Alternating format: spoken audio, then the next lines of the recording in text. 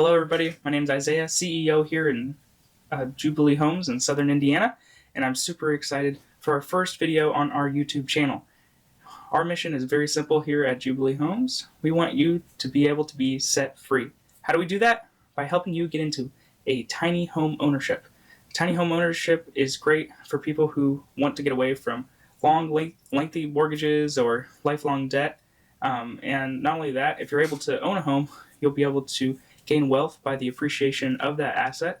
And then also, ultimately, if you could get to a point where you can have multiple tiny homes where you can rent them out and have passive income for life, that'll cover all your expenses. So we are really, really excited to jump in today. My experience is that I come from a family that's been building for the last 42 years. And during that time, from my dad and my grandpa, they've built many homes. When I was 18 years old, I built my first home, the home actually that I live in today. And in the last year, we've built over 30 homes and helped people get into affordable home ownership. So I'm super excited to share my knowledge with you guys today of how you can build your own tiny home or buy your own tiny home and get it to wherever you're at in the country. So let's go ahead and get started. So today we are here to educate you, guide you, and provide you all of the resources you need to get into a tiny home. And I know it sounds really, really complicated, but I'm not going to say it's going to be super easy, but it's not as complicated as you think. If some 18-year-old kid can do it, I'm sure you can do it too. So you might be thinking, well, hey, I want to get into home ownership, but what's the next step and how do I get started? Well, I have good news for you today. There's really only 8 basic steps that you need to do to be able to get into tiny home ownership. If you get them right, you'll be able to achieve your dream.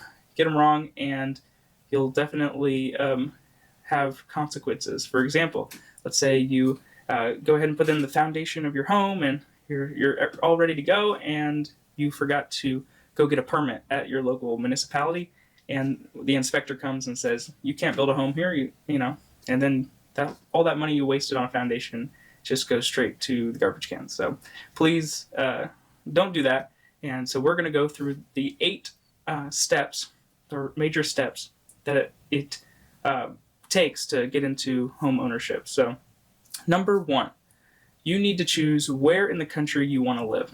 Are you going to live in a high density city? If so, then you're going to have a hard time finding land.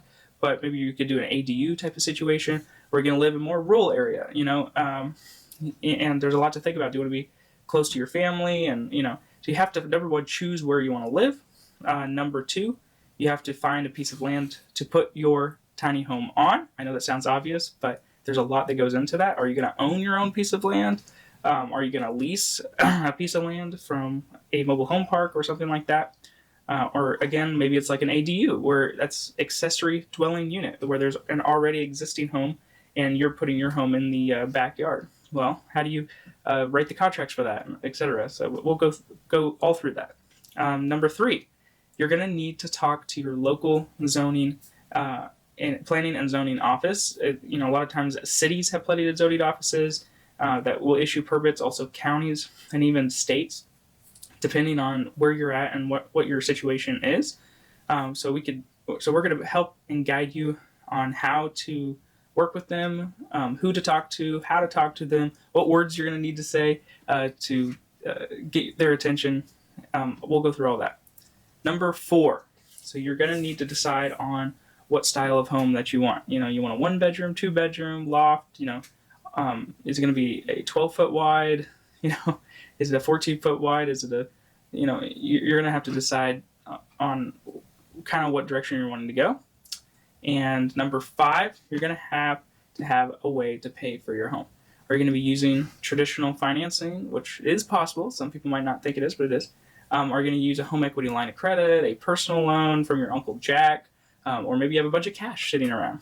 Whatever the method is, you got to figure out a way to pay for it. All right, number 6. One of the more important things that is less talked about is sewer and septic.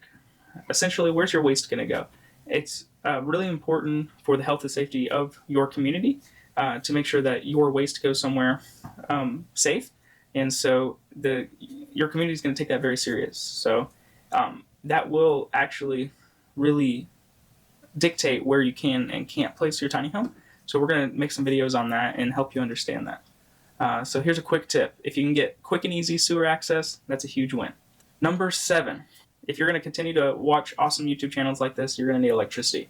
So we're going to talk about electricity. If you're going to use the local grid, are you going to go off grid? How that all works. How do you talk to your electrician and local municipalities about that? Number 8, we're going to talk about foundation. So essentially, are you going to do block? Are you going to do slab? And are you going to have a permanent foundation? Or is your tiny home's going to be on wheels? We're going to talk about all the differences of those things as well. So we're going to cover all these topics, as well as which contractors you need to speak to, how you should speak to your contractors to make it happen.